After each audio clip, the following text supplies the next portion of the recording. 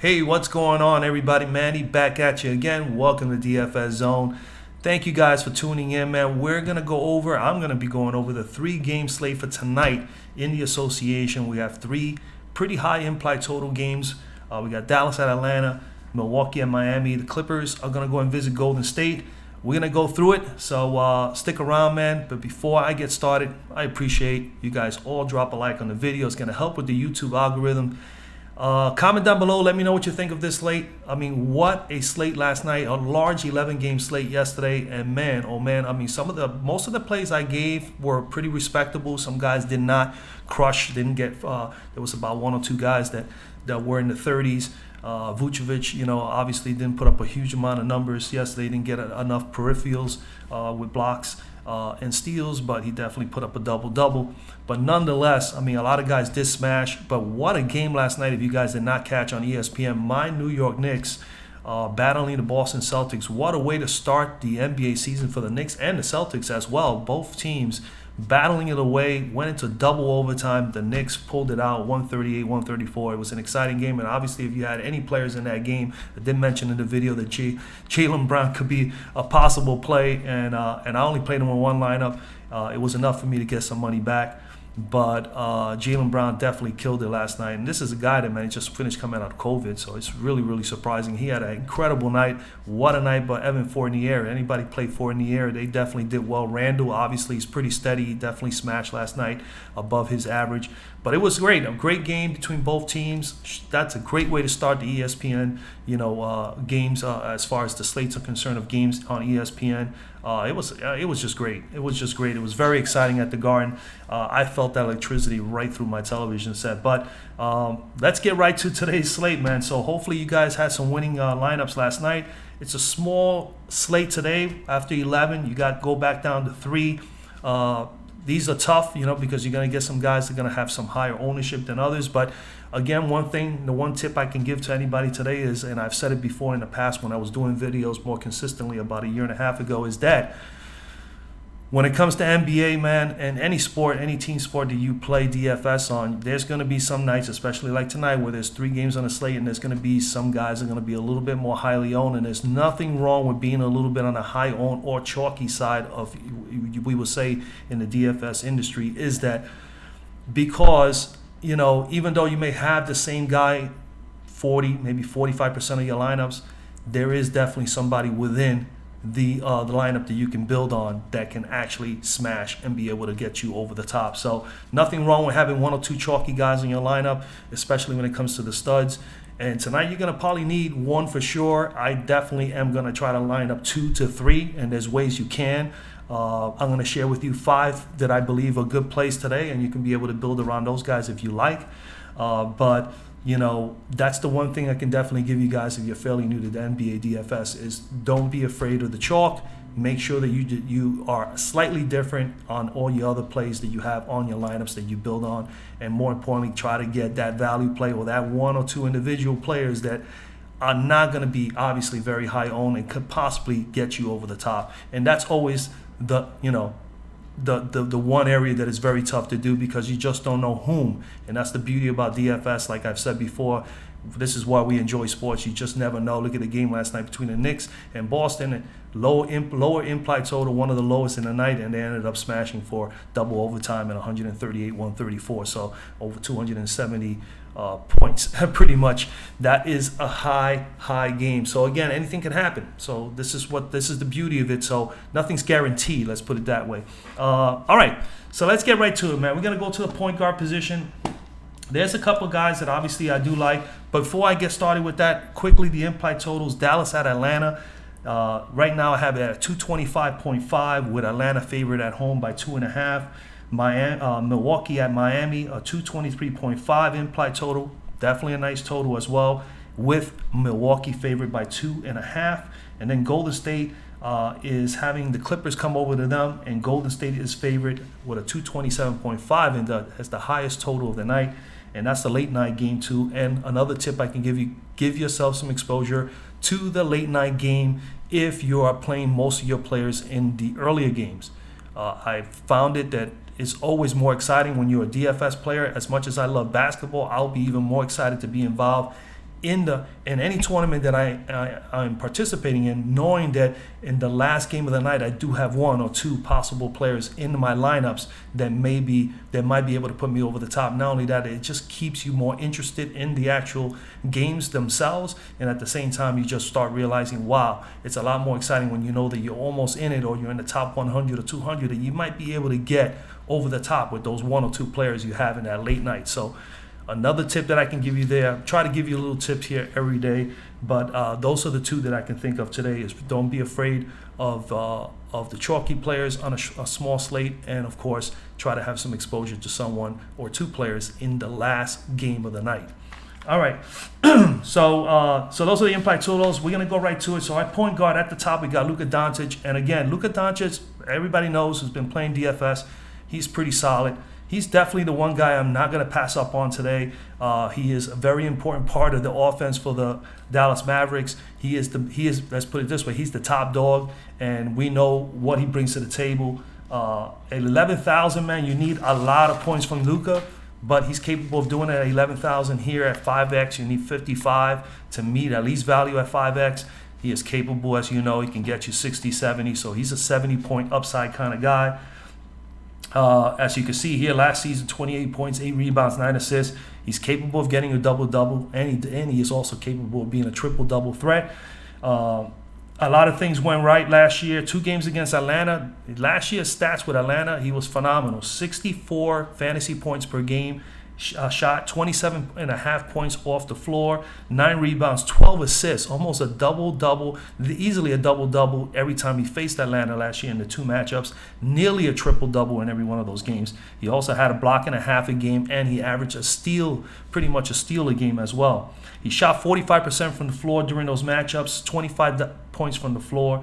He shot 45% from the floor. He shot only 25% from 3, which is really surprising, but nonetheless still put up big numbers. He has a tendency of turning over the ball. As you can see here, 6'3", 4'4". He did have an average of 4 turnovers a game in those 2 games combined. Atlanta is 13th last year in defending opposing point guards, allowing 49, almost 48 fantasy points per game. But obviously, they weren't able to stop at all Luka Doncic, I see, and a lot of teams are going to have that issue with Luka. So Luka's in play for me today. Lock him in there.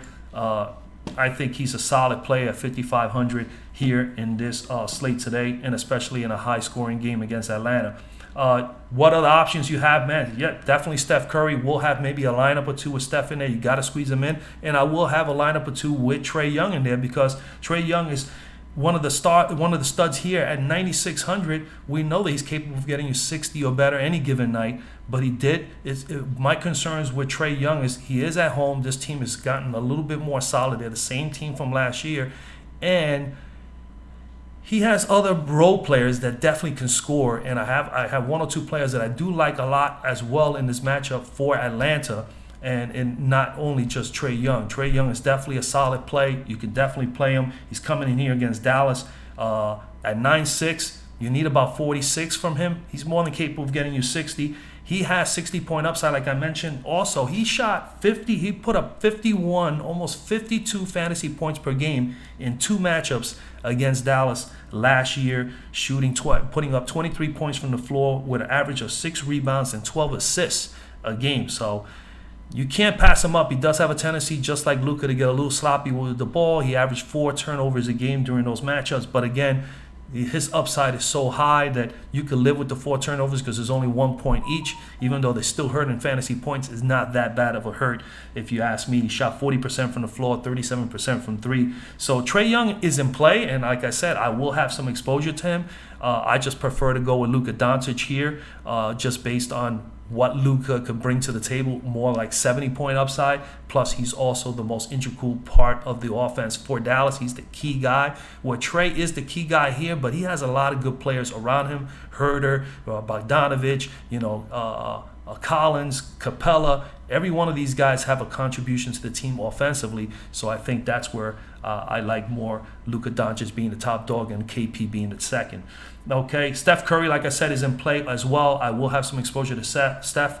No doubt about it. I had him the other night. He put up 54 in a bad shooting night. He put up 54 fantasy points. So you can imagine if he buries most of his shots at 45% or 50% clip, it could be a very dangerous night. So have some exposure. No, I have no problem with any one of these three guys there. If you want to come down and save a little money, watch out this injury report here on Jrue Holiday. Is a game time decision with the heel, but at 7,700, price tag is up there. That's kind of like where his average is at. For the early part of the year, it's probably still a little high, but Jrue Holiday did play well here. Looking at his numbers earlier this morning, we all know he's 50-point upside in 7 games against Miami last year. He had 43 fantasy points per game on average. So that is not bad at all. That's above his average from last year, and he had 17 points per game with 7 rebounds and 9 assists, and we know what he brings with the defense. He had 2 steals on average. He shot 46% from the floor, 39% from 3, and I tell you, he is not a bad side. He's a solid player. I noticed it on DK 6,500. So if he's good on DK, he's definitely an option for you guys who play DraftKings. Miami was the 5th best defending team against point guards last year, but then again, that was still up in the high 40s. It was 42 fantasy points per game. So there is room there for Jrue Holiday to put up some points. I think he's definitely someone you can consider. If you want to come down, I have no problem with Jordan Poole. I have no problem with Reggie Jackson. Reggie Jackson, is coming on his own here. He's really going to be the key guy at point guard for the Clippers. Now, especially the Beverly is gone. Dylan Wright, I don't know. Atlanta has so many guys. This is another problem here. He goes Dylan Wright, who's capable of scoring. I don't know. I'm not on him today. Jalen Brunson is definitely someone I am interested in because he comes in off the bench, and he is definitely a second unit guy that is very integral in the offense, can put up a large amount of points, can hit the 3. He's not a bad defender at all, can get you some peripherals. $4,000 for Jalen Brunson. If he gets here 20 minutes or better, he's pretty good for a point per minute. I think he's definitely someone you can consider. He had 29 fantasy points per game, 16 from the floor in 2 matchups last year against Atlanta. Shot 54% from the floor and 33% from 3. So, yeah, he's definitely someone to consider. So, like I said, Luka Doncic in play. I shared a couple of guys other there with you. When it comes to shooting guard at the top, again, you got, Luka Doncic is shooting guard eligible. So is Paul George, Jimmy Butler. I'm going to come down and whom I really do like here. Yeah, I like Poole, but I like Kevin Huerter a little bit more. And Kevin Huerter, his numbers were pretty darn good. As late last year, the numbers were high, especially during the playoffs. He played a lot of minutes, more than capable of getting you a point per minute at times. The 12-point average, 3 rebounds, 3 assists. He does a little bit of everything. He's also a very feisty defender. I like him a whole lot here. He's at 5K today. You need 25 to meet value. He has 40-point upside, as you can see here. He hit 40 a couple of times last year against Philly in the playoffs. He played 2 games against Dallas last year, and he put up 45 fantasy points per game in those games, in each one of those games on average. So he had one big one, and then he had one a little bit lower. 22 points per game from the floor on average in those 2 matchups. 7 rebounds, 7 assists. He was solid across the floor. Nearly 2 steals a game, and shot 56% from the floor and 53% from 3. And of course, Dallas definitely was vulnerable defending the 3s last year. So if Atlanta gets hot there, this is an area where Huerter, Bogdanovic, these guys are pretty dangerous. So Kevin Huerter is in play for me, man. I definitely do like him a whole lot here. So I am penciling him in there. It still frees you about 6,200. Other options, Tim Hardaway, 5,000 at the same price tag. I love the upside that Huerter gives me with the 3s and everything else, and with the assists and all that. Hardaway doesn't give you a whole lot of anything other than scoring, so he's more scoring dependent, and my concerns with him is not really a big fantasy point guy, but he has those days where he does get a couple rebounds, may get a steal, and he could put up some large numbers and score 20, 25 points in a game. So he's an option, but Huerter is definitely at $5,000, and even Reggie Jackson, I would prefer these 2 more over Hardaway. Tyler Hero, 4,900, he's definitely in play. Hero versus Miami, it is a tough matchup for him, but 7 games against them last year, he only averaged 24 fantasy points per game against Milwaukee, and 12 points per game. He did have 5 rebounds and 3 assists and 1.5 steals. Didn't shoot particularly well. That's the reason why. He shot only 38% from the floor and 29% from three. But Tyler Hero, he's gunning. This is his third year in the league. He's talked about he wants to be, up there, and he should be in the mix with some of the other guys, the Morants of the world, and so on. This is the guy. This guy here is going to have to step up this year, and if he does, he's going to be very electric. I really do like Tyler Hero. He's very explosive. Got great game. I personally feel he's going to have a great year, and I think that 4,900, this is a nice little bargain price to get him in early on in the year. So he's definitely in play for me. DiVincenzo is out. Obviously, Oladipo is out. Pat Connaughton could be someone. I do like Darian Finney-Smith here. Also small forward and shooting guard eligible. You can put him in either one. I do like him as a small forward, option on today. Duncan Robinson and stuff. I do like Grayson Allen. He played very well the other day. If he gets 20, 21, 22 minutes, he's capable of getting these 20 fantasy points. Interesting to see how they're going to use Reggie Bullock, the Dallas Mavericks. Jalen Brunson is definitely in play also, which I already mentioned before. I do like him at the point guard spot. You could also use him as a shooting guard. Let's go over to small forward. At small forward at the top, obviously you got Giannis, who could be small forward or power forward eligible. Obviously, he is power forward to me. I'm going to go with Paul George here at 9,900. Now, obviously his number right now at 9,900 is a little high, but granted, they're pricing him because they know that Kawhi Leonard is out. So they expect him to be, the workhorse here, and he should. This is his team right now until Kawhi comes back. Late last year, he showed in the playoffs that he was just definitely a monster. I mean, look at these numbers, man. A lot of double-doubles. I mean, he brings a lot of stuff to the game. At 9,900, you need pretty much 49, almost 50, but we know he's capable of getting you 50. He does have 60-point upside, as you can see. So I definitely like that.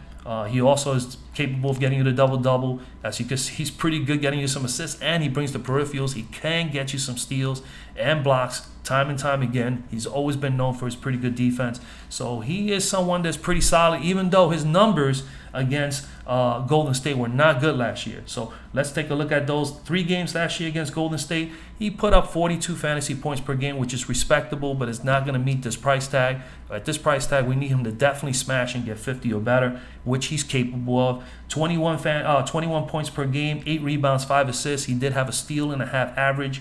He shot 45% from the floor and 52% from three, so he's going to need to get hot there. 94% from the free throw line. As you know, can score, can get you a double-double, can get you some assists, can get you some blocks and steals. He brings it all. Golden State was 14th in defending small forwards last year, allowing 42 fantasy points per game, which is pretty much his average here on Fanduel last year, but very much capable of putting up 50, and that's what he averaged against this team as well, 42. But granted, the situation he is in, no Kawhi, needing to really step up, I'm willing to take that risk on Paul George here. I think it's a tough matchup for him, considering the pressures and all that, but I think he is capable of it. We know that he has the potential. So if you wanted to pay down, Jimmy Butler is not a bad play going up against him. I just feel that Paul George, where he's at, as opposed to Jimmy Butler, he is the top dog on the Miami team, but he does have some role players, again, that can really put up some numbers. He's got Bam, who can get his average, his normal 40, 45 fantasy points. You got Tyler Hero, you got Duncan, you got a number of guys that can definitely score. You got Kyle Lowry there now as well. So Jimmy Butler doesn't necessarily have to do it all, but more than likely, at any point, he can take over a game depending on the circumstances. So that's what we have to think about there. Chris Middleton in play as well, man, versus Miami. He has 50-point upside. You could go that route if you wanted to save some money. He's been playing well as well. Last game, the first game of the season, 30 minutes, pretty much more than one fantasy point per minute, and 20 points off the floor, almost a double-double. His numbers were not too bad last year versus Miami. 7 games last year, only averaged 37 fantasy points per game, but 20 points from the floor, 6 rebounds, 5 assists. He shot 50% from the floor, 40% from 3, and he also is an excellent free throw shooter and got to the free throw line a lot against his team, 92%. Miami was the 7th best defending small forward team, allowing 39 fantasy points per game to opposing small forwards. So, tough matchup in a way, but not too tough of a matchup. I do think Middleton is someone you can consider at 7,800 if you want to save from the big dogs. Coming down here, Bogdanovic in play, man. 3-point threat. Could get hot at any point. He is definitely very dangerous at 6,200. A little bit high to start with. I would have liked to see him at maybe 5,700, 5,800.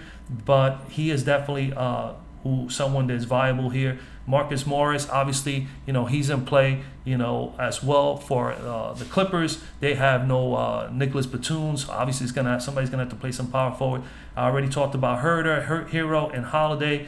Cam Reddish gets a bump also from Atlanta. So he'll get some time, and Hunter, and that's all due to the fact that Danilo Gallinari being out. These two young guys here definitely are guys that you can consider at this price tag. Connaughton and Jordan Noah. I mean, you can. I do like Dorian Finney-Smith here, at 4,300. He seems to be a good role player that comes in the second unit for Dallas Mavericks last year in 2 games, 24 fantasy points per game versus Atlanta. He had 10 points from the floor, 6 rebounds, 2 assists. He can get you a steal, shot 50% from the floor, 45% from 3. He's definitely someone you can consider. A lot is, if you want to go really cheap, you got Toscano Anderson, gets usually about 15 to 20 minutes. It's interesting to see what's going on with Golden State with Porter. He only played like 10, 11 minutes the other day. Terrence Mann is another guy that could come off the bench. He plays massive minutes, doesn't put up huge numbers, but once in a while can be a little dangerous. Marquis Morris. Winslow is definitely someone I'm going to keep my eye on. I have him here as a value play. Between Winslow and Kennard, I think those two guys you definitely should keep down there just in case you want to throw a little dart throw there. Winslow, Kennard opens up the door to get you 3 studs. I think these guys, especially if you know for a fact they're going to get some minutes, and I think they both will, they're definitely options for them. At the top, at power forward, it's Giannis for sure for me. I had him the other night. I'm going to stay with him again. So as you can see, I already got like 3 pretty top dogs here and a reasonable player here in Herder who has had success against Dallas and is capable of putting you 35, maybe even 40. So this is not a bad starting 4 right here. Giannis is in play at 11,000. 300. You need 56, 57 to meet value there. We all know he has 70-point upside. He averaged 32 and 14 in his first game, a double-double, almost had a triple-double. And as you can see, he brings the defense, does turn over the ball a little bit, but when you put up these kind of numbers, you can live with 3 or 4 turnovers. It's only 4 points off of that, so he would have probably had 68.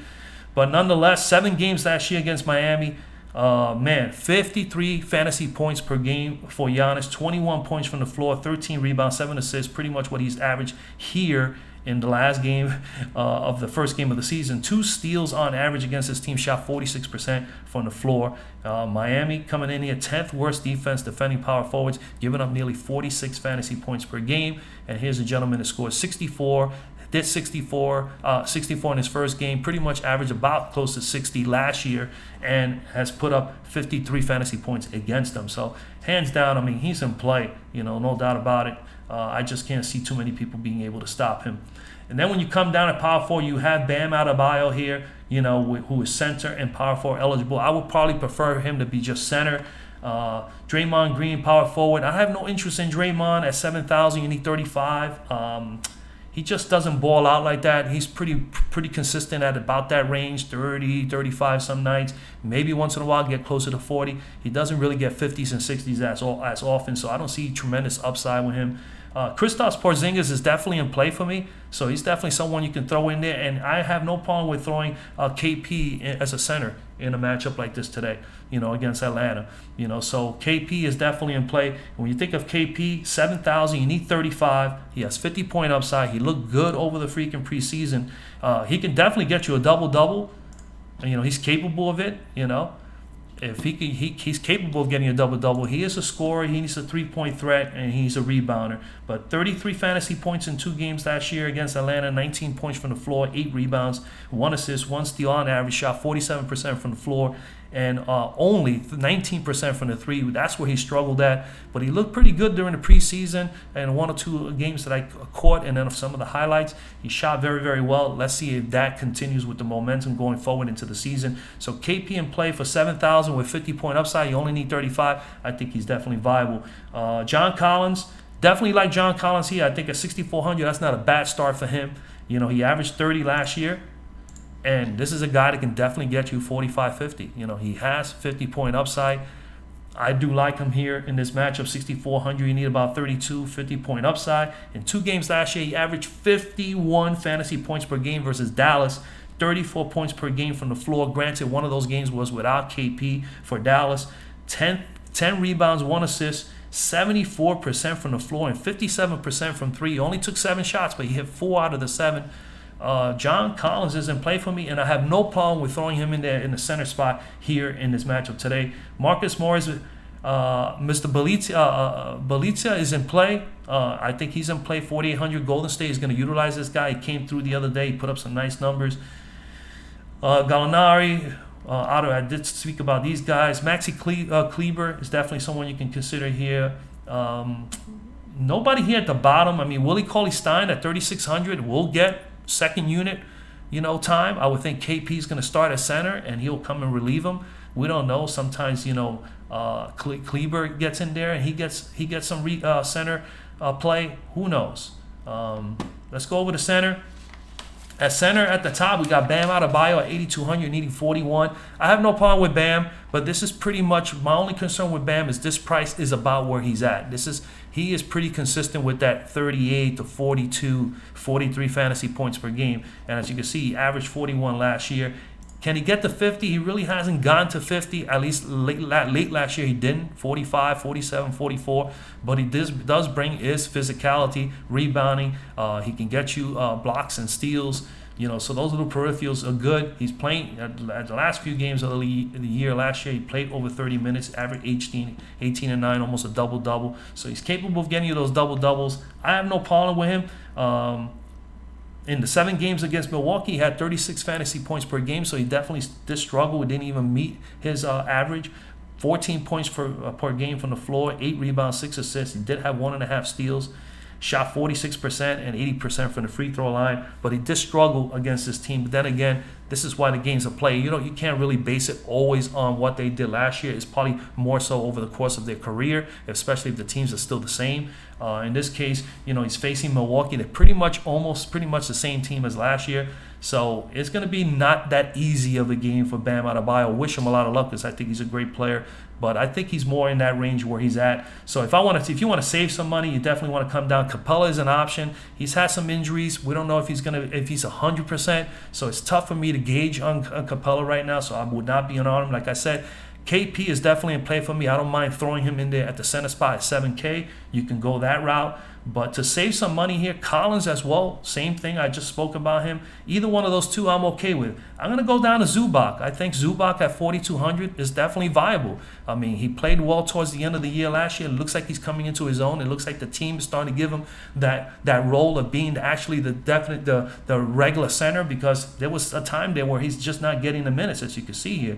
But when he gets the minutes, he can definitely get you a point per minute. He has 30 minutes, 37 fantasy points, 35 here, almost got you a double-double. Can get you some peripherals, as you can see. Can get you some blocks and some steals. His last 3 games that he played, all over 30 minutes, all double-doubles with some steals and blocks. And he put up some decent numbers. So at 42, you only need 21, 22. I mean, he's very viable here for me. His games last year, quickly, man, Golden State didn't play much. He only averaged 11 fantasy points, 5 points per game. He played in only 14 minutes per game in those 3 matchups, and he did shot 55% from the floor and 83% from the free throw stripe. So he's definitely capable. If he gets the minutes, I believe he's the starter now. He's gonna get his respectable 30 minutes a game, 35 minutes a game. And if he goes out and he balls out, I don't see no reason why he cannot smash his 4,200. You only need 21, like I said, and he is capable of getting you 30 or better. So I would rather pay down there, and as you can see, that gives you 3 solid guys there. Doncic, Herder, George, Giannis, and of course Zubac. And then you got a bunch of other guys that I mentioned there that could be possible value plays. And that's pretty much it, ladies and gentlemen, man. That is the 5 guys I got for you for today for this 3-game slate. Again, man, drop a like. Appreciate it so much. Comment down below. Let me know which pick you like. What do you think of today's slate? And, of course, subscribe to the channel if you want to continue to get your picks, some advice, some tips to help you out with your NBA DFS lineups every single day. Hey, man. I would strongly recommend you consider subscribing to the channel. It's free, it's easy, and don't forget to put on your notification bells. And I'll see you guys tomorrow night, man. Peace out.